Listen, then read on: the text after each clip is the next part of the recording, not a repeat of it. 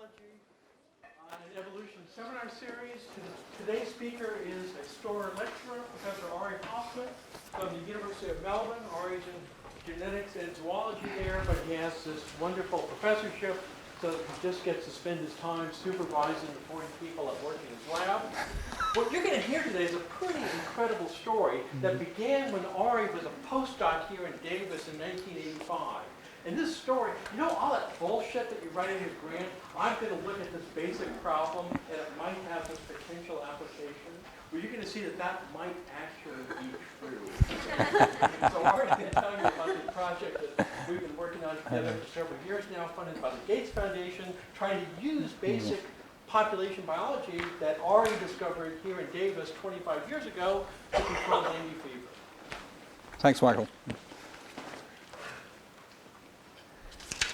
Okay, as Michael said, this is something that started back in 1985, and basically it started completely by accident. So I came here as a postdoc, and I was interested in doing crosses between flies that were using different types of resources.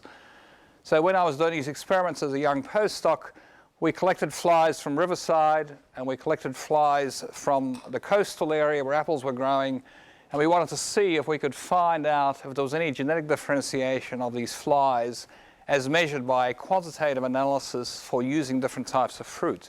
So you have a fruit specialist and you have an apple specialist. That's how the whole thing started. And when we did that experiment, I found that one of the crosses in one direction went really well and the other cross didn't produce any offspring. So I then rushed out to see what was going on here. This is supposed to be Drosophila simulans, and I found out that they were actually simulans. I hadn't made a mistake identifying the species. So something weird was going on with this particular situation.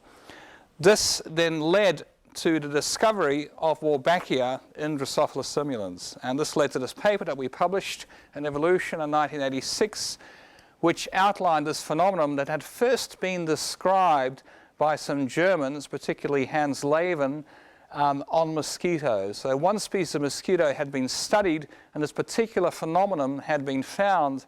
And the mosquito people had demonstrated that this incompatibility in crosses one direction and not the other direction was associated with a bacterium that they had given a name to, and this is the bacterium Wolbachia. That's how the whole thing started. So when you're a postdoc and you get a surprising result and you can't explain it, hang on to that result because it might be really exciting. Okay, so what is, just very briefly, what is Wolbachia? Wolbachia is really a bacterium that lives inside the cells of insects, and many different insect species actually have the Wolbachia. And in the old days, we used to show it by staining. So this is simply a DAPI staining showing the presence of those red dots, which is the Wolbachia, around the blue nucleus, and that's how we used to pick it up. So this is quite tedious work to detect the presence of the Wolbachia. And what the Wolbachia does, or at least did in our situation, is to cause this incompatibility, as I've just described it, and this is really how it works on the left-hand side. I is infected by Wolbachia, U is uninfected by Wolbachia, and if you take infected females and cross them to infected males, then basically those females are fine. If you take infected females and cross them to uninfected males, they're okay. But if you do those crosses with uninfected females, then in one case the embryos die. And that's the cross between uninfected females and infected males. And that's the cross that I saw happening when I crossed females from Watsonville, from this apple area, and crossed them to the citrus males from Riverside. That's the original observation we made. Now, Wolbachia is maternally transmitted, so it's actually transmitted through the cytoplasm. And what this does is create an advantage to the Wolbachia, because you have a situation where one of these crosses doesn't work. If you're uninfected as a female, you can only transmit your offspring if you mate with an uninfected male, whereas if you're infected, it doesn't matter who you mate with. And because this thing is maternally transmitted, this actually means that an uninfected female produces more offspring that are viable. So it's very simple, and that's how this thing actually spreads through the system. So that's what we call cytoplasmic incompatibility, or CI for short. So CI is a very powerful mechanism where you expect this infection to drive through a population. So Wolbachia is a driving mechanism. It manipulates the host, and because of this very simple method of inheritance and incompatibility, the Wolbachia has an advantage in a population. Wolbachia has since been discovered in a number of different insect species. And it not only causes CI, but it also can cause a number of other phenomena in different insects. So it might cause parthenogenesis in some species. It might also cause feminization in some species where, where an insect that's destined to become a male becomes a female. And these are two quite common phenomena that you see in insects. So there are a range of reproductive manipulations, but CI, or cytoplasmic incompatibility, is the most common one that you actually observe. And people think now that it's present in at least 30% of all insect species. So it's a very successful and very common in symbionts. And of course, this has really been a consequence of the fact that we discovered it in Drosophila, we could manipulate it easily, that then led to molecular markers, and people have done excellent screens of molecular markers across a range of systems. So in a sense, I think, even though Wolbachia was discovered in mosquitoes, the work that Michael and I did was certainly instrumental in triggering a lot of widespread interest in Wolbachia generally. Now, the thing about the work we did was that we were very lucky because at the time we started this work, we had this cross, but we did more than that. We also stumbled across something else. And this was a natural invasion of Wolbachia into a particular system. So we actually followed an invasion where initially Wolbachia was present in this LA basin area, and then we saw it spread throughout the Central Valley of California and eventually across the entire North American continent. So this was the work that we published in a paper in Nature in 1991, showing the spread of Wolbachia up the Central Valley of California. So in Northern California, initially it was absent, and as you can see, by 1992, it had actually become almost close to fixation. A lot of populations in the Central Valley, and was heading that way even in Northern California. So we caught this Wolbachia in the stage of invasion, and we were incredibly lucky to actually see that happen. And of course, since then, it's spread throughout Northern California and the rest of North America. One of the continents that wasn't invaded by Wolbachia was Australia, but we've also seen it happen in Australia. Now, the invasion itself, we initially thought was a process where we have what we call an unstable equilibrium point. Now, basically, when we first characterized Wolbachia, we found that it was a fitness cost attached to the Wolbachia, as illustrated in this particular graph here. If you look at the fecundity of, in terms of the number of eggs produced of uninfected and infected lines, you can see that the infected lines produce fewer eggs. So there is fecundity costs attached to the actual Wolbachia. Now, this particular fecundity cost we have described in quite a lot of different experiments, and we don't think it's present at the moment, but we don't quite know what's actually happened to it. It may have gone to a fecundity advantage and maybe not. So this fecundity cost produces what we call an unstable point that you have to broach in order for it to spread. And the unstable point is here somewhere. The green line indicates what you predict will happen when you get above this point. It spreads very quickly. And the red line indicates what happens when you sit below this point. So this CI mechanism and overcoming this fitness cost means that once you get to a certain point, you just shoot through the population very, very quickly. So it's a very potent invasion force, and that's why we think we saw it spread in California. But you do have to exceed a particular point if you have one of these costs actually present. So that was the observation we made, and that's basically the theory that Michael developed to predict those sorts of changes, and we showed that we certainly could fit most of what we measure in natural populations based on that sort of understanding. So as I said, the Australian continent was the last continent to become invaded by Wolbachia, and in Australia, when I first characterized Wolbachia in 1993, 1994, I didn't see any evidence of the Californian Wolbachia strain being present at all. I did see another type of Wolbachia present, and this we termed WAU, and this was an interesting Wolbachia that was very different to the one in California. This particular Wolbachia did nothing at all. It didn't cause CI, it just sat there, and initially we thought it was simply a neutral element living inside cells that was not doing anything at all. So that was the situation in 93, 94. You can see it's very widespread, and it's present at a low frequency in all populations. Now, when we recharacterize this, and this is work that was done by Andrew Weeks and Peter Kreisler in particular. Peter's a graduate student, Andrew Weeks was a postdoc in the group. We found that this WAU strain, this blue strain, had actually increased in frequency in some populations, as you can see in the middle. But what also happened in 2004 is we had this Californian strain of Wolbachia arrive, and that's the red area there. And as you can see, what's happened very quickly is that red area has become very, very common in at least a couple of populations up and down the east coast of Australia. And don't forget, you are talking about a distance of a few thousand kilometres. You know, Australia is a very large continent, as most people are aware. Now, by the time we remeasured this in 2008, we found that that Californian type of Wolbachia, the WRIV as we call it, after Riverside, had spread further. And it actually also gone to Tasmania, and then by the time you come along to 2011, bang, right, it's red. So this shows you the power of Wolbachia spread. You know, you go from virtually absent, after a few years, it's everywhere. That's the potential that Wolbachia actually has. And I should just also point out that, as you can see, there is also a little pie of uninfecteds always present in these populations. The frequency of Wolbachia doesn't go to fixation in Drosophila. It goes to about 96%. And in California, it goes to 96%, and Australia it goes to 96%. And this is because the transmission of Wolbachia is not 100%. It's a little bit leaky. They throw out a few hundred infecteds all the time.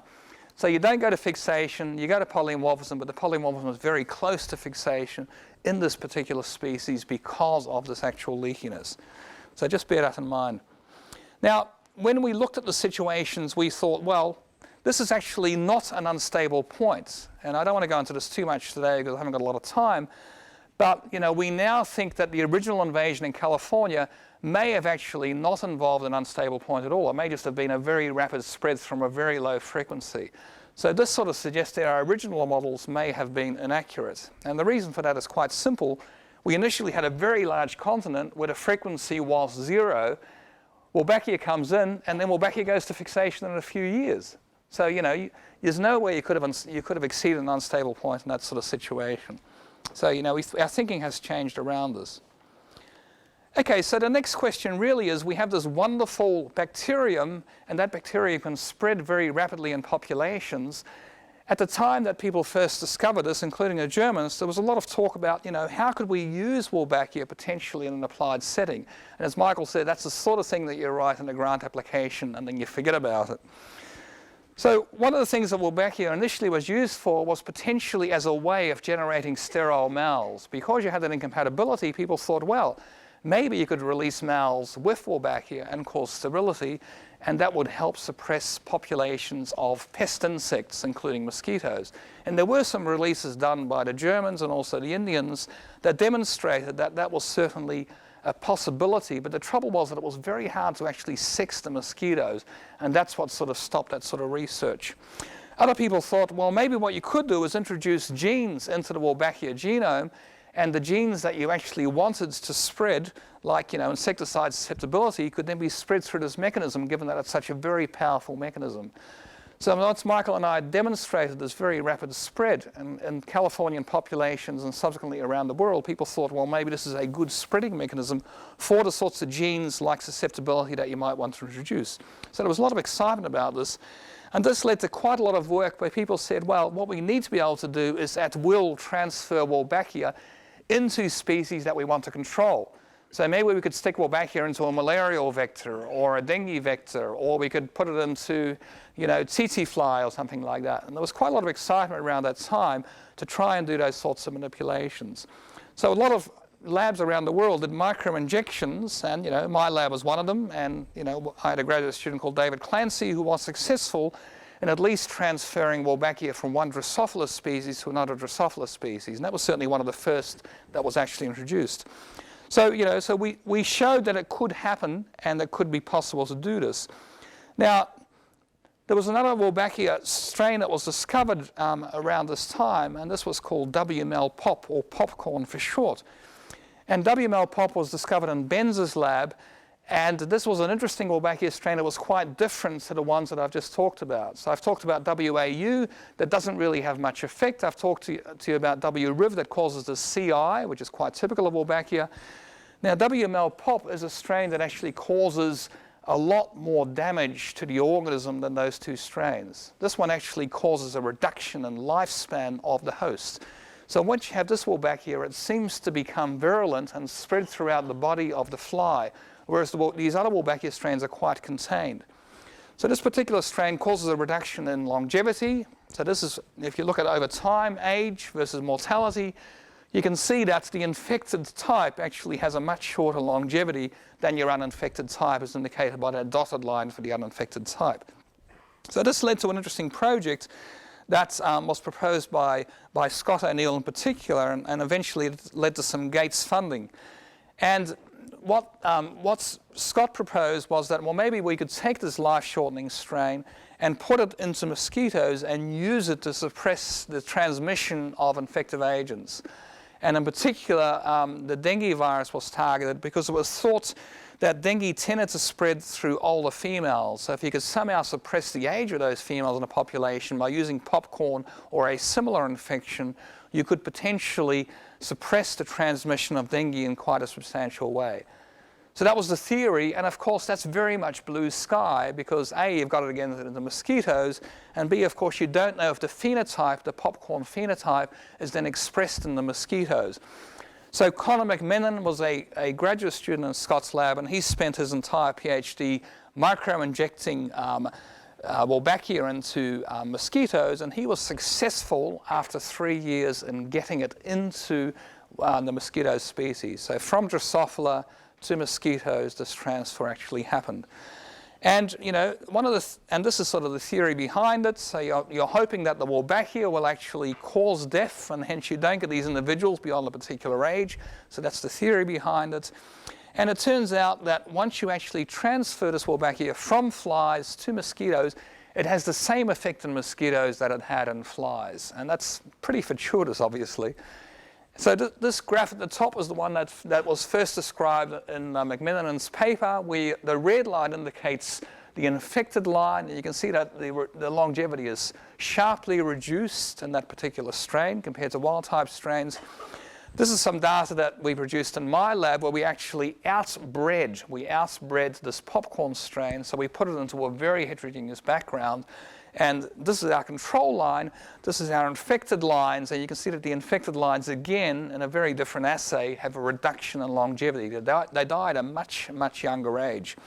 So it seems to have the desired phenotype in these particular lines. So, you know, that led to quite a bit of excitement. So we have a breakthrough that we've got the Wolbachia into the mosquito from Drosophila, and it's having the right sort of phenotypic effects. Now that was all very well, but there was another discovery that was made in a couple of other labs, totally different labs, that led to additional excitement. And this was the discovery firstly made again in Drosophila that Wolbachia not only had this effect on lifespan as well as causing CI, but it also seemed to suppress RNA virus activity. And this was a discovery that was made in Ashburner's lab and Karen Johnson's lab in Australia at roughly the same time. And all of a sudden, we had not only a situation where Wolbachia was causing a reduction in longevity, but it was also potentially directly suppressing what might be disease agents, these RNA viruses. So people all of a sudden thought, well, maybe, you know, we could use Wolbachia to then suppress these viruses directly when they're present in disease-causing organisms like mosquitoes. So that's where that work came from. So Drosophila work then led to this other idea. This then led to subsequent work, which was done particularly by Luciana Moreira, and this is in Scott's lab, and also in Brian Kay's lab. And what they did was to actually test this idea in these Wolbachia infected mosquitoes, so the popcorn infected mosquitoes. And they showed, in particular in relation to one of the dengue serotypes, DEN2, that you could get the suppression of the DEN2 in this particular this infected strain. So here we have the Wolbachia, here we have the Titas in a Wolbachia positive strain. This is the infected strain. Here we have the Wolbachia minus strain. And you can see that regardless of the tissue you're looking at, this is thorax tissue, abdomen tissue, and whole body, you're getting a pretty impressive suppression of the dengue inside the mosquito by the presence of the Wolbachia. So that seems to have the same effects in these mosquitoes that was observed by these other researchers in Drosophila. So this then led to the idea that you could not only use Wolbachia to change the age structure of a population, but you could use Wolbachia to directly interfere with these disease-causing viruses. So the next step really was to think about the mosquitoes themselves, and the mosquitoes that we're targeting here is a species called Aedes aegypti. So there are basically two vectors of dengue, Aedes albopictus and Aedes aegypti. And I know everyone is familiar with these species in the room because, of course, you've got Tommy that's been telling you about these things for years. So, these are the main disease vectors for dengue. And these species both do one thing. They lay their eggs inside a particular breeding site, and then the eggs obviously hatch, and then they restart the life cycle again. But the eggs often stay in a quiescent phase for quite a long period of time. So typically what happens is that the mosquito will lay its eggs just above the water level, and those eggs have to then survive in a dried state for a period until, say, the next rain comes along, or if it's, say, a pot plant base, until someone fills up that pot plant again. So the mosquitoes have a life cycle that involves a period of eggs drying out. They are subject to a drying out period before the container they're laid in is flooded again, and then the eggs hatch. So what you need to be able to do is to, of course, think about that ecology situation when you're trying to think about Wolbachia effects. So one of the first things we tested in my lab was to ask the question, well, how does Wolbachia fare in these dried eggs? What actually happens over time? And unfortunately for this popcorn situation, we found that there were some deleterious effects that had the potential to be very large. So here we have the hatch rate of these eggs, these mosquito eggs, once they're reflooded. And those two bottom lines, these guys here, are two strains that have been infected by this popcorn Wolbachia. And initially, you can see that there is a somewhat small decrease in hatch rates when you compare it to that wild type up the top. But basically, as these eggs dry for a period, then that expands. So you have a small deleterious effect that becomes very big over time. So by the time you go out to 31 days, most of your eggs infected by Wolbachia are actually dying, only about 5 or 10% are hatching, compared to the wild type where you've still got 80% hatching. So you're going from a small fitness cost to a very large fitness cost if these eggs have to withstand the period of drying. And once you go out to about 3 or 4 months, your wild type will still be hatching, but the popcorn will be completely dead. They will completely fail to hatch. So this is a challenge we had for the popcorn. And we then crunched the numbers, and Michael ran his models, and we had a very tense meeting of the Gates Foundation team where Michael and I basically got up and said, popcorn is not going to spread. We're in trouble, guys. Let's not abandon the project, but let's really face the fact. So this was a very tense moment for this particular dengue team. And the problem, of course, is that what it does is it moves this unstable point around. So this is where it might be after 1 week of drying, you might be sitting at about 35%, and that's probably okay. You can probably invade above that level. But once, of course, you have to have your eggs drying for a period of several weeks, you're up around 80 or 90%. And that becomes very, very difficult to invade. You can't imagine a Wolbachia invasion working when you have an unstable point of 80 or 90%, let alone spread into a population. Don't forget that situation we saw in California had it at 0 or extremely low in comparison. So at that stage we said, look, this is going to be problematical. So we did, however, go through the process of releasing the mosquitoes in what we saw was a simulated field setting. And this is a typical house in Australia.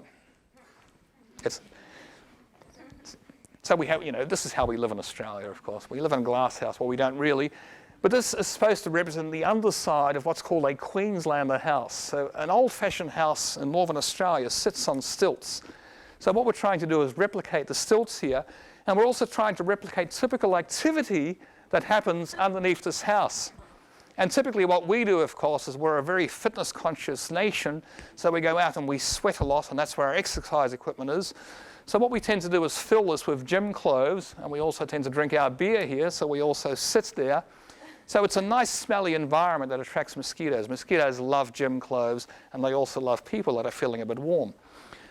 So we had so we release a few thousand mosquitoes in here, and then we feed them by sitting comfortably here.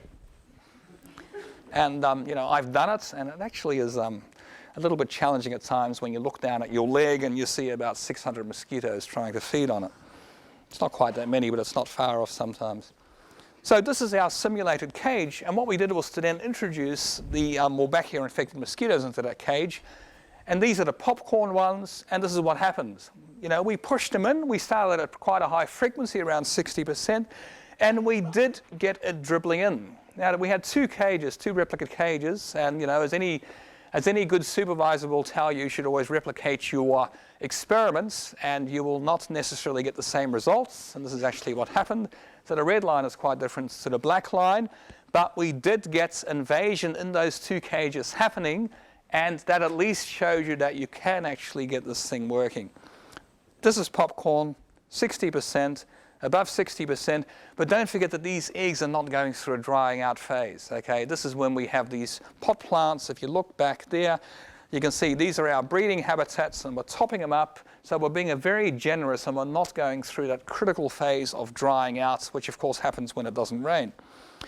So we can get popcorn invading. It's not easy, but it does work.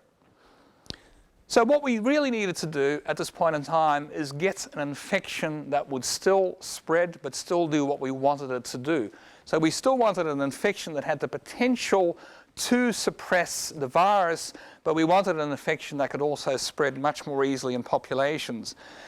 So when I was back in Australia after basically doing my postdoc in California, we screened quite a lot of other species for Wolbachia, and one of the species we screened was this very unusual species called Drosophila melanogaster. And believe it or not, melanogaster actually occurs outside the lab. And when we collected it outside the lab, we actually found a Wolbachia strain inside melanogaster, which we call WML. And this is an interesting strain because it shows a cline up and down the east coast of Australia. These data are pretty old, so the cline doesn't look that neat because these clines are generated the old way with a lot of staining. But it's actually a very, very nice cline that in the tropics, you've almost got fixation of this Wolbachia type. And once you get down to Tasmania, it's almost absent. And this is a stable cline in Wolbachia frequency, very different to the Californian situation, a stable cline that has existed for a large number of years and is still existing today. So this WML was then introduced into mosquitoes by a guy called Tom Walker, again working in Scott O'Neill's lab. And again, the dengue suppression of this particular strain was tested in the Scott's lab and also in a different lab. And it was shown to have properties like WML pop in terms of suppressing the dengue. Not as good as Mel pop, as you can see by this graph here. Here's the WML in mosquitoes. Here's the WML pop in mosquitoes. You can see it's not as good, but it certainly does seem to cause suppression. So this then led us to a situation where we thought, hey, we've got another strain to play with. Maybe it doesn't have the same nasty properties as WML pop, and maybe instead of releasing WML pop, we can now play with this other strain. Now, I'll come to that in just a sec, but since this time there has been other work done, particularly by Cam Simmons. So Cam is a serious dengue virus person as opposed to people like myself who are really entomologists. And what Cam does is to do very thorough tests on blood from patients in Vietnam, where he bleeds the patients have dengue, and then he tests suppression of the dengue by the Wolbachia by feeding the mosquitoes on the blood of those patients. So these are hospitalized patients. These potentially are people with quite a high viremia load. And what he then does is to look at different stages of the mosquito to see if they can transmit dengue. And obviously this is the critical one, because once you get dengue virus in your saliva, then you have the potential to actually transmit it. So Cam has done these experiments on a range of different patients in Vietnam. And when he started doing that, initially the results did not look too promising, but over time they started to look quite promising. So here's a patient which has a relatively low viremia load, at least for hospitalized patients in Vietnam. And the red bar is your WML strain, and your blue bar is your non-infected type. And as you can see, at the abdomen stage, you still start picking up dengue. So there's your dengue titer, and this is dengue type 2. In the leg, you get a lot less. But by the time you get to the saliva, you really don't see much dengue in your Wolbachia infected mosquitoes. So that suggests that WML can actually suppress in the blood from these patients the dengue. It doesn't transmit it to the saliva. So that's a promising story. Once you go to higher viremia patients, the story is not quite as pretty. You do get breakthroughs occasionally, as indicated in this particular case here. So again, here's your saliva. This is the critical stage. You can see that after 14 days, you are getting breakthroughs of your dengue occurring. But what seems to happen is that the WML strain can actually delay this breakthrough. So initially, you're not getting it. It takes longer to actually arise. So WML seems to be capable of suppressing dengue as long as the viremia is not too high. If the viremia is quite high, it still can suppress it to some extent, but more importantly, it can certainly delay the transmission of the dengue in these particular mosquitoes. So despite the fact that this data has taken quite a while to collect, we've gone from a stage of being positive about WML in terms of transmission suppression to being a bit negative about it, but now starting to get positive about it again. And this data is still very much unpublished, and Cam will be publishing that shortly. So we then said, let's see if we can spread this thing. It should be easier to spread. Can we actually spread it? And the answer is that it's much easier to spread than that WML pop. The WML pop lines sort of slowly crawl their way in. You can see that these guys are actually going pretty quickly into those population cages. Again, the cages behave quite differently, but we certainly were able to spread this quite efficiently into populations. So at this stage, we thought this is good. We have an infected mosquito strain. The infected strain suppresses dengue. It seems to be quite effective, at least in some assays. And it looks like it has less deleterious fitness costs than WML pop. Longevity, by the way, doesn't seem to be particularly affected. So we then said, well, let's go to the field. And this then led to a very detailed process to get permission to release this thing in an open field situation. And basically, this is not straightforward. You have to do a risk assessment. So CSIRO, through Paul DeBarrow, did a very detailed risk assessment. We had an independent body doing a risk assessment. We eventually got government permission to do this release. And one of the problems was, of course, what do you look for when you think about this sort of organism? You've got Wolbachia. The Wolbachia has been introduced into a mosquito. What is it? Is it a genetically modified organism? Well, it's not really, is it? I mean, it's not a GMO. You're just taking a bacterium. The bacterium is widely present, and you're putting it in an insect. So eventually, we had this particular agent classified as a biological control agent, and then we had the right committee to go to. But of course, they've never dealt with this sort of thing before. So we had to go through a very much learning process to tell people about this particular agent. So eventually, we got permission, and we started doing the releases. And what we also did was to do a very detailed process of back-crossing the Wolbachia into a wild-type strain. So this is actually a picture showing what we're doing in Indonesia at the moment, where we're doing exactly the same process. So you take the Wolbachia and you put the Wolbachia into the background that exists in the natural population. In this particular case, we were aiming for North Queensland, so that's the background we put it in. And we monitored this process through using a whole bunch of microsatellite markers. So we were very careful by doing this back-cross procedure. We knew that we were taking the strain and putting it into the right background that was exactly the same as the field population where we were releasing it into. And, and I think these sorts of very detailed steps were critical to our success. So the back-cross process went through a number of stages, and then we eventually ended up with a line that had Wolbachia and that was 98% North Queensland. In this case, 98% Indonesian. So this was expected to be a line that was locally adapted to the local situation. And, and basically we knew that if we were releasing that line, we were going to maximize our chances of getting it through. So then we picked two areas for release, and we basically picked Gordonvale and Yorkeys Knob. So these are isolated areas near Cairns. So this is North Queensland. So you can see they're a little bit isolated. You have to follow a road to get to them. And this is an interesting place because this is the place where the cane toad was first released. There's a bit of justice in that, I think.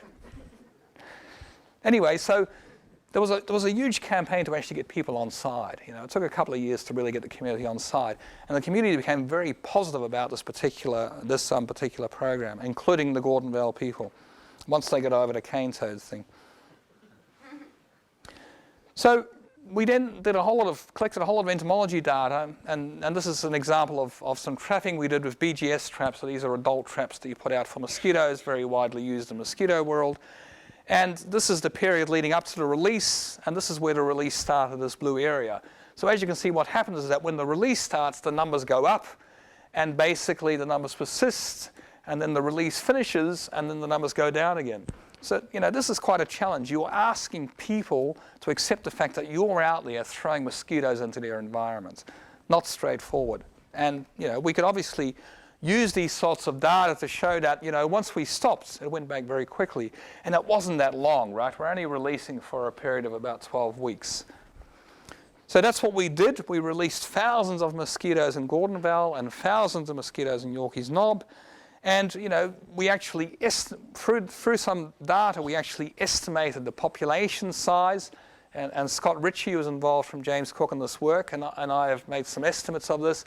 And when we started, we actually had a population, we've estimated, of about 7,000 to 8,000 females present in those two sites. So you're trying to replace a population of 7,000 to 8,000 females by doing these releases.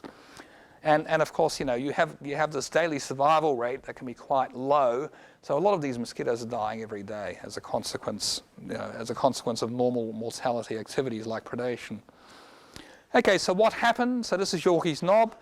So we started releasing, and we started monitoring the frequency of Wolbachia in each of those blocks. So we've got about 700 houses that we're releasing into here. And after we started releasing, you can see that sometimes we get quite a high frequency of Wolbachia, as in this block here, and sometimes the frequency can be a little bit low. And we use something called adaptive management. So where the frequency seems to be a bit stubborn and seems to be low, we increase the release rate just in those blocks. And we're releasing in the morning, and we're going out at about 6 or 7 o'clock in the morning, and you know, people are just picking up their papers, and this truck drives past, and these people open up this, you know, you see these people open up these containers, and all of a sudden these mosquitoes come charging out. So again, it's a community, you know, we're very open about the community, and the community was quite accepting of this. You know, we had probably 7 or 8 people that said, no, keep away from my house. But that was about it, you know. So in general, the acceptance rate was very, very high. And this is what happened. So eventually, the areas went from that light colour to our dark red colour. And then, unfortunately, we had a bit of an incident. So we had a dengue case in the middle of Yorkeys Knob, and then Queensland Health comes and they sprayed a whole area. So we had, you know, this spraying event happening in the middle of our release, but you know, it didn't matter that much in the end. And you know, and again, we have the odd stubborn block as this one here, but you can see that the invasion is quite good through the particular area. And we released very high quality mosquitoes. So these top 2 graphs are just 2 distribution graphs for size of mosquitoes that you find in natural populations. And you know, nice and wide, you get big mosquitoes, you get small mosquitoes. This graph here is what we released. We released big bastards. Big and tough. And you know, we measured the fitness of these things through some sticky trap recaptures, and they were doing pretty well, actually, really pretty well.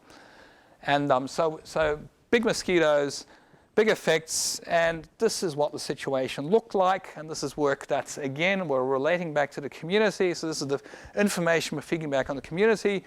And, you know, Helen Cook and Brian Montgomery and team really developed some very nice graphs to demonstrate this. The red guys are the bad mosquitoes, the green guys are the good mosquitoes. And then over time, we could show the community that this is what happened, you know. The green guys took over, and Gordon Vale took a little bit longer, but again, the green guys are taking over. And this is the stage at which we stopped releasing, because we knew that the unstable point was expected to be about here somewhere, so we could relax and forget about it. So that's what happened. That's what the graph looked like. And as you can see, we are releasing several thousand, you know, up to 20,000 mosquitoes per week in these suburbs. So, you know, it is a community education exercise.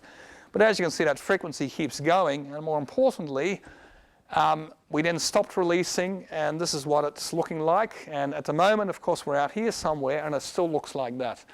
It's gone to 100% or close to 100%, and it's stayed close to 100%. It's been perfectly stable in those environments. What it also hasn't done is to go charging out into other environments. And this is how we know we have an unstable point, because otherwise you'd expect it to keep spreading like we saw with the W Riv in Australia. So it hasn't spread out in other environments. And this is quite good from the point of view of selling the technology. All right, just a little interesting aside. What this also allows us to do, of course, is to collect a lot of information about mosquitoes that we previously didn't have. And that's kind of exciting. And, and obviously Tom Scott's team has certain ways of collecting that. With Wolbachia releases, we can also learn a lot about mosquitoes. So, for instance, one of the things we did was to estimate population size, and I've already shown you that. So we estimate about 7,000 or 8,000. Another thing we've done is to look over the period of 2 years since we did those last releases.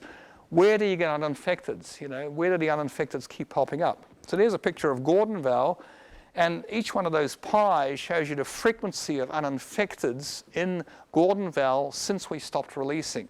So you pick them up occasionally, but they're not randomly distributed. You can see that geographically, they're all concentrated in one particular area. And this is actually the main street coming into Gordonvale till you get to the shopping centre. So those little coloured pies, those uninfecteds, left in the population are all being picked up at a particular point in time.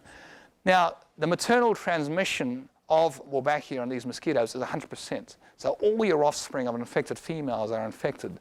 So these uninfecteds are coming from migration, from movement of uninfecteds into that population.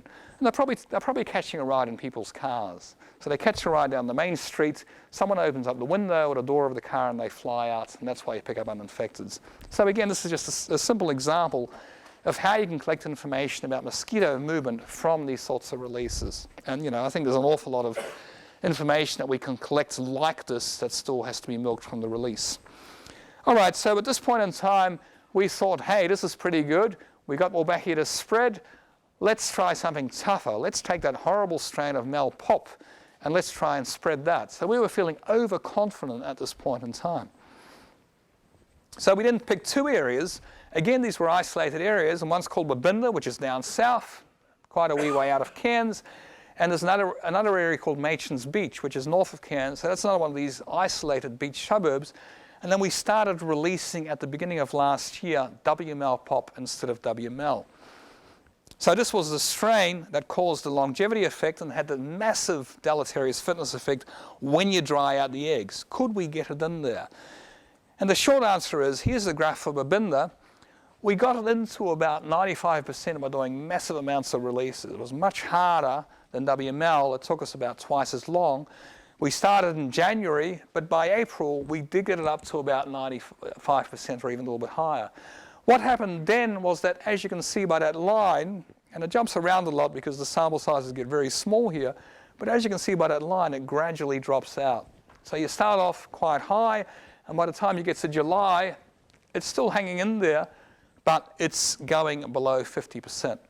So we were successful, but then it disappeared. Now, if anyone knows anything about Cairns, what happens here? The dry season starts kicking in. This is the wet season. This is when it starts to get dry. The rains stop. So all of a sudden, you've got a situation, unless you're talking about a breeding site where someone has a pot plant that they keep filling every day or every week, these mosquitoes have to survive in a dried state. And that's, of course, the situation where Mel Pop has a really crappy fitness. That's when the fitness crashes down to 0. So I suspect what happens is that these ones are okay, and then along comes the dry season. A lot of these mosquito eggs have to survive dried up, and then, of course, the frequency starts to decrease. So, did it work? Well, we got it in.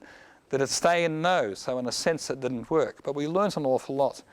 One of the things we learned is that there is no such thing as a uniform mosquito site. So if you take Babinda, so this is just a map of Babinda, and I've just divided it up into 5 different blocks. Now just keep an eye on this block here, this block 1 here in the next graph. So when you look at the invasion of these mosquitoes in these blocks, then basically this is what happened. That block on the left-hand side looks a bit like this. It didn't really invade. The other blocks were okay, but this one here didn't really invade. So you have a heterogeneity, a variability kicking in these blocks. Now, we did do adaptive management and increase our release rates in those blocks, but we were still not able to invade it. And I think this is probably just simply a reflection of the fact that there are different breeding sites contributing to mosquito populations in those different areas. So in some cases, you've got these breeding sites that probably always require dried eggs. You know, it might be an old septic tank that gets filled up occasionally. In another case, you've probably got pot plant bases that are contributing mostly. But, you know, there's no such thing as a uniform mosquito environment, even though at first appearances, a town like Babinda might look quite uniform. All right, so you can then say, well, what's the deleterious fitness effect? And, when you fit the models, it turns out to be about 0.3 or so. So the relative fitness of Melpop in Babinda seems to be about 0.3. So that's a pretty big deleterious fitness effect that we were dealing with. And, currently, that infection is no longer present in Babinda. It's still hanging on at the other site, but it has disappeared at Babinda. But, at least it took a little while to disappear. Okay, so here's just some data from that, just to reiterate that issue. This is data that Scott Ritchie and I have collected recently, where we've actually looked at this issue of egg drying outside. So we've simulated the outside situation. And here's our uninfected, and here's our WMel, and here's our Melpop. And if you look at this is just a different shade level, so just focus on this particular graph here. So what happens to these eggs is that this is the hatch rate of the eggs. The hatch rate goes down and down eventually. So after 12 weeks, you are going down. But you can see that the Mel and the uninfecteds are pretty similar. Okay, so these dots actually match each other quite nicely. So WMel, the Wolbachia, and the uninfected seem to have about the same costs in terms of this drying out procedure. But you can see that happens to WMel pop. Once you get to 6 weeks and 8 weeks, that's it. You'd simply get a fitness of 0 at that point in time. So outside supports the data that we've observed in the lab, and again supports the fact that this infection is falling out. So, we have an infection that suppresses dengue, really effective, but it falls out. We have another infection that also seems to suppress dengue, not quite as much, and that's one that's easy to invade once you get above the unstable point. Now, it doesn't mean that we can't use Melpop in interesting ways, because the other thing that we noticed happened was that as the Melpop invaded, at the time the Melpop reached a maximum frequency, all of a sudden you saw those fluctuations occurring. The mosquito population started disappearing. In fact, the mosquito population in our traps got that low. It almost completely disappeared. So we almost didn't have any mosquitoes left in Babinda at all in our traps. And we've never recorded that lower level, even in the middle of the dry season, of mosquitoes in that population. So this suggests something else. This suggests that if you have an isolated area, WMel pop may actually be a very interesting mechanism to drive mosquitoes completely to extinction. And it's also interesting for those people that are interested in specific interactions. So if you look at the frequency of Aedes aegypti compared to other mosquitoes, this is total other mosquitoes in the red line, Aegypti versus other Aedes genera species in the blue line, you can see that again, you see this crash occurring as Melpop reaches a high frequency and the dry season kicks in. So this reinforces this notion that WMelpop in some situations may be an excellent ecological extinction mechanism. So we haven't given up on Melpop. We do think it's useful to use in some circumstances, but it certainly does not have the invasibility of WMel. So what we want to do, of course, next is to move away from Northern Australia. Northern Australia, we have dengue problems, but they are minor problems. In a very bad year, you might get 1,000 dengue cases, and dengue is actually not endemic in Northern Australia. What typically happens is that someone will go to Bali and get drunk and lie around and get stung by mosquitoes in Bali. They'll come back to Australia, and then we'll have a dengue outbreak. So it's those drunken yobbos that are a problem, basically. So what you really want to do is to go to areas where we have endemic dengue issues. And, and one of the areas we have been working in is in Indonesia, and we have funding from an Indonesian agency to actually do this work. So there has been an Eliminate Dengue office set up in Indonesia to try and look at Wolbachia in this situation. And we've gone to Yogyakarta. So Yogyakarta is on the island of Java. And the central part of Jogja, as they call it, is about 300,000 people, but the surrounding area is much bigger than that. So you sort of have a central city area, and then you actually have these surrounding areas. And what we're going to do is we're going to firstly invade the Wolbachia into these isolated surrounding areas, much the same way that we have done with Cairns. So what we're trying to do firstly is to set up isolated, invaded areas of Wolbachia. And what we can then do is we can use those areas to seed other areas. So in other words, if you invade Wolbachia in this sort of village here, you can then use this as a source to move mosquitoes from here to the big city area. So in other words, it becomes an exercise in setting up what we call a nursery site, and that nursery site then provides the mosquitoes for the other sites. You know, we are trying to not set up a factory where you produce mosquitoes here. We're trying to make this into a community project where Wolbachia is eventually spread by people in their own community, much the same way that biological control agents are spread by farmers in field situations. That's our hope for the Wolbachia project. So we've done a lot of the background work in Indonesia. So again, we're collecting entomology data. We're also collecting a lot of population genetic data. So this is a plot. This is obviously a plot that a lot of people that do population genetic type analyses are familiar with, a structure plot. And here we have our FSTs. For those people that work with FSTs, you look at that and you say, hey, you know, there is some isolation there. So this is isolation among those villages on the outside of Jogja. So you get FST values of about 0.02 to 0.04 range, a bit smaller in some cases. So we know that we are not getting a pandemic population of mosquitoes in these areas. We know we're getting some isolation, and that is going to be perfect for our nursery type situation that we are progressing with. So there is genetic structure in those populations, and there is some limits to the gene flow occurring among those areas. With the Indonesian team headed by Wasito and Hilmi, and also involving Patrina Johnson, who's involved in a lot of this work, we are also collecting entomology data. So the frequency of Albopictus versus Aedes aegypti is really interesting. We have two species of mosquitoes that can transmit dengue. The Aedes aegypti is the one we're targeting. That's the blue area, and you can see that around the outskirts of these villages you do get Albopictus, and that changes across the season. This is all vital information for us planning our releases in these villages to get the Wolbachia to invade. And this is information we're obviously collecting from each of our nursery areas. You face practical problems, problems you don't think about. In Indonesia, the power often goes off in the wet season every afternoon. So, we collect our entomology data by making sure that we have these powered collecting systems called BGS traps. They're a fan that sucks in the mosquitoes. What do? Well, the Indonesian group have come up with a great solution where basically the power goes through a battery and then it goes to one of these traps. So when the power goes off every afternoon, the battery pack takes over. Little simple things like that are absolutely critical. And again, there's a lot of community engagement that's happening to try and get the message across about Wolbachia. Because again, we have this issue of you want to go eventually into a village and release mosquitoes, These guys must be crazy. Because typically, of course, what happens in these villages is that someone comes along and, with their insecticide gun, their blow gun, and they basically just absolutely flood the place with insecticides. And normally they're actually not wearing one of those face masks either. So people are used to having insecticides. They feel good about those sorts of things because they think, oh gosh, mosquitoes are being killed. When of course it's a pretty ineffective mechanism. We've also had a lot of problems in convincing people about the fact that this is not an Australian project, this is an Indonesian project, and we are actually just taking Wolbachia that are present in Indonesia already.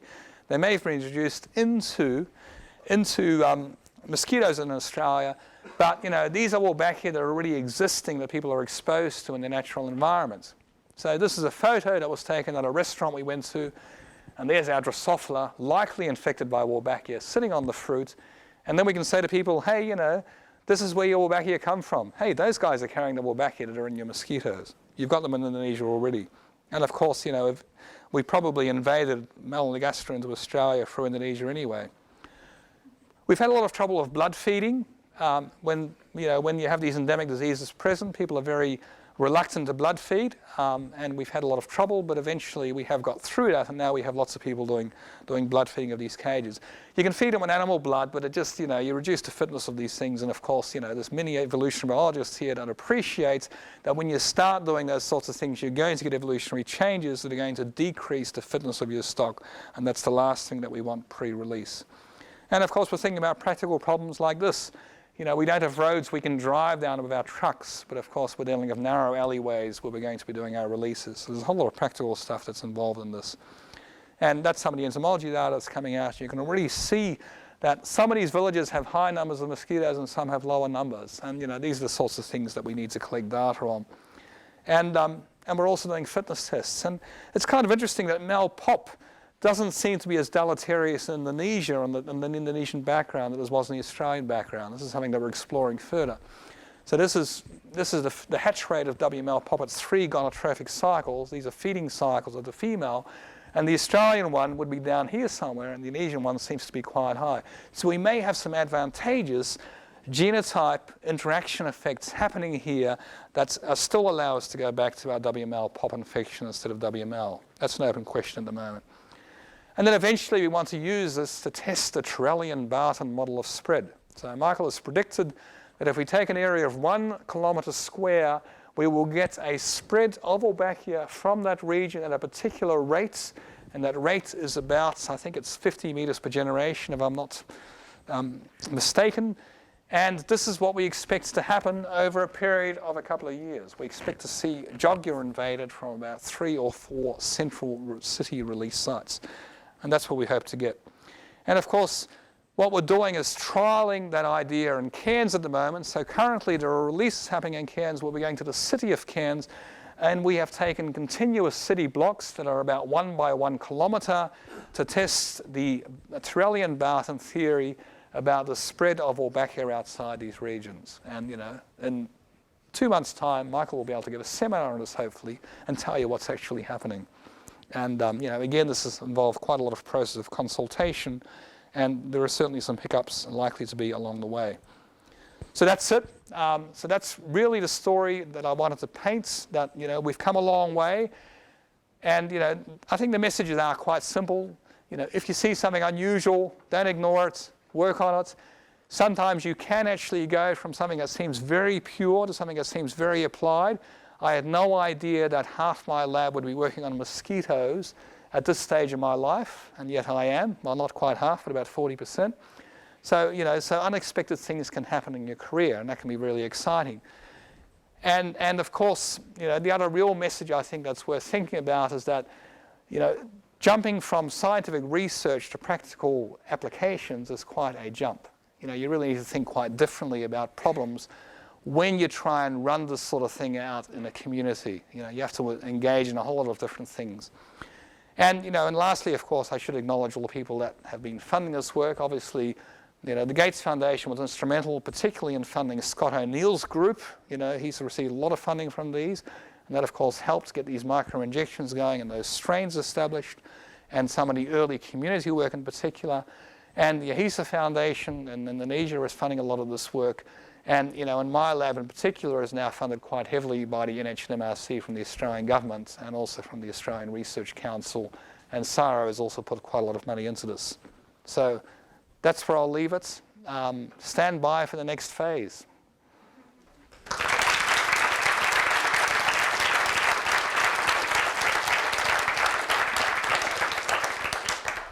Sure, Aaron, we'll take questions. Annie.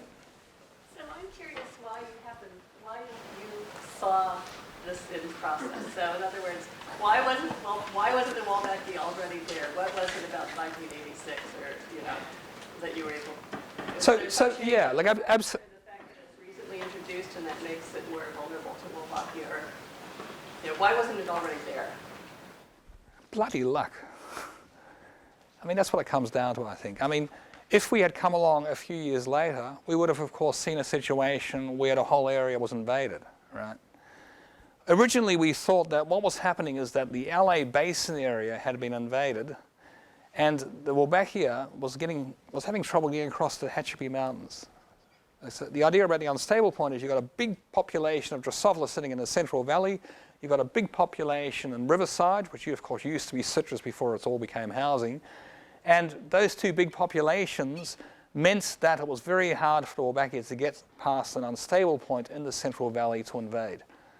Okay, so that's what we thought was happening. But of course, the latest Australian data suggests that you can actually go to a very large population you've gone from a situation where you've invaded a country which has millions and millions or billions of flies in it, and you've still managed to do that. So I think luck really is the factor that is involved here.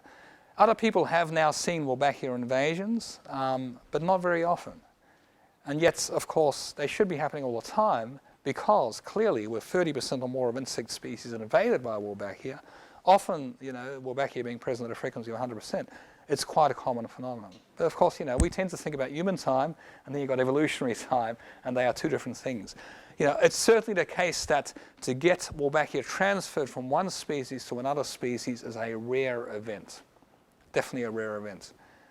And of course, from a mosquito point of view, that is really important, because we can say to people, when we put Aedes aegypti of Wolbachia out there in your environment, it's not going to jump to some other organism in your environment. So in a sense, that's also working for us at the moment quite beautifully. And how long were those populations there before they got past the unstable point and the invasion happened? Well, we don't know. Now, Michael has one strain of Drosophila from California in 1961 that has a different mitochondrial type. Don't forget that mitochondria hitchhike along with Wolbachia, and it has a different mitochondrial type. So based on that one strain, we have these arguments going backwards and forwards. Based on that one strain, it would suggest that Wolbachia was not present in 1961.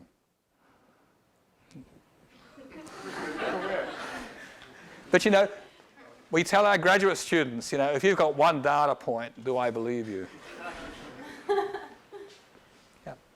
Considering that the West Nile virus is of the same family as the dengue virus, Yeah, sure. Yeah. would it be possible to use this Wolbachia to control West Nile virus? Potentially, yes. The answer is yes. Yeah.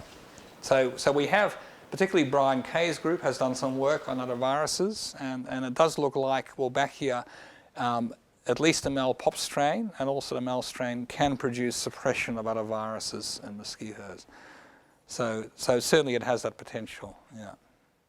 And don't forget, there are hundreds of Wolbachia strains out there, right? So if one doesn't work, potentially you can always get it off the shelf and go for another one. Yeah. So the mel pop is projected to be able to spread at a particular rate, but the mel is not projected to be able to spread even after you bump it up, and it holds at a high frequency, but it doesn't spread from where it was first put in. No, the other way around. The mel pop has a bigger deleterious fitness effect, right? Yeah, so yeah. the mel pop should be harder to spread than the mel. I'm sorry, I guess that was the mel pop spreading in Jakarta, but in any case, Right. I guess my main point was that I was interested in why the mel, having been bumped up to close to pretty much 100% in one area, is not projected to be able to spread well from there. Is that some density dependent thing, frequency dependent thing? Sorry, so WML does have a fitness cost. And that fitness cost means that there is an unstable point, which may be, and so you have to get over that unstable point. We have seen infected mosquitoes going into neighboring suburbs at a low frequency, never above 5%, but at a low frequency. We then come back after a few months and it's disappeared. So that is very, very strong evidence that you have a very strong unstable point that you have to exceed. And that is due to the fact that there is a fecundity cost attached to WML. It's not a big cost, but it is present. So you do get some costs involved. So my point, I guess, is that frequency dependent or density dependent interactions with the other strains? Yeah, and that's... Could you even knock down the other strains with targeted spraying rather, that would allow the mel to spread or what? Yeah, so potentially you could use other ways of doing it. You could think about creative ways to get it to spread. Look, I don't think spreading is a problem. Getting it to 20 or 30% in a population is not a big deal, particularly if you see it as a nursery site and subsequent spread type project. You come along, you put buckets out, the mosquitoes lay eggs in buckets, you then take those buckets, you move them into your suburb. If you do that, then it's not going to be very hard to beat that unstable point and get that to spread. It really isn't.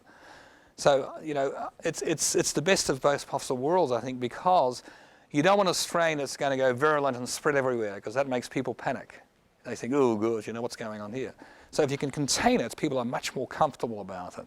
So I think it's actually a win-win situation.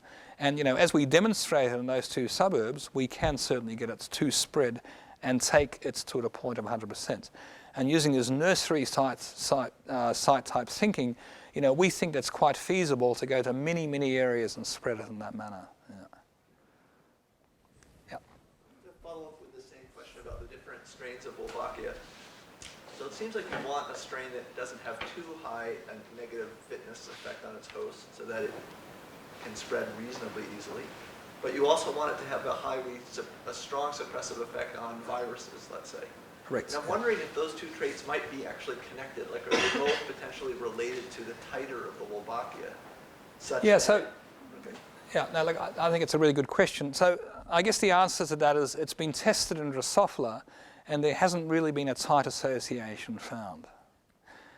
But, you know, it might exist in other systems, but it's only so far really been tested in Drosophila. Until we really get a bunch of different Wolbachia strains into these mosquitoes, we can't really give a definitive answer on that. But certainly the answer from Drosophila seems to say it may well be quite independent. But it's also quite possible that you're going to get the strongest suppression initially after you get the introduction. So, you know, something that's been present for several million years, and some of these Wolbachia strains have been associated with species for several million years, may not provide as much protection as something that's come in and has only been there for a few years, or even a few thousand years. So it may just be dependent on the length of time it's actually been associated with that system as well. Yeah. What's your assessment of the prospects from the original ideas of using Wolbachia to actually spread transgene through a population? Yeah, so the challenge there is it's very hard to get Wolbachia, or impossible to get Wolbachia to live independently outside a cell. People have now had it living inside cell lines, and that might provide one avenue. But because of the problems of getting it living in a cell, that has precluded the sorts of experiments that people wanted to do on transformation. It might be possible eventually. There was certainly a group in Japan doing some really elegant work on using, you know, bacteriophages to try and get genes into the Wolbachia, and that might be one possible avenue. So I think it's still something that's worth exploring. But because Wolbachia seems to have these direct effects, this has led to people focusing now on the direct effects. But, you know, gosh, give me a construct, I'll spread it for you. You know, that would be terrific if you can think about a good construct. Yeah. One last question, Sharon. So do you actually monitor the density of the dengue virus? Yeah, we use qPCR. You monitor the density of the virus. That's right. So all those slides that I showed, it's Cam's work, right? I mean, I'm just giving you a very quick snapshot. It's really up to Cam to present those things in detail. But those are all quantitative assays of the dengue. And, you know, you certainly do see these very large quantitative effects occurring, particularly from the male pop, but also from the WML. And do you think that the virus would ever adapt to the virus? Look, you know, and that's a question that is always raised in these sorts of seminars. And, you know, the answer is we don't know. To be consistent. Yeah. You know, we don't know. Don't forget that Wolbachia evolves. Yeah. And, you know, you don't have a blind partner here. And I think because of that, you know, it depends on how the parameters fall out. It's something to watch. It's certainly something to watch. But, you know, we certainly, there have been people working in Kay's lab and Scott's lab have been trying to look at this sort of thing, and they haven't picked up much evidence of change. All right, thanks for two great lectures.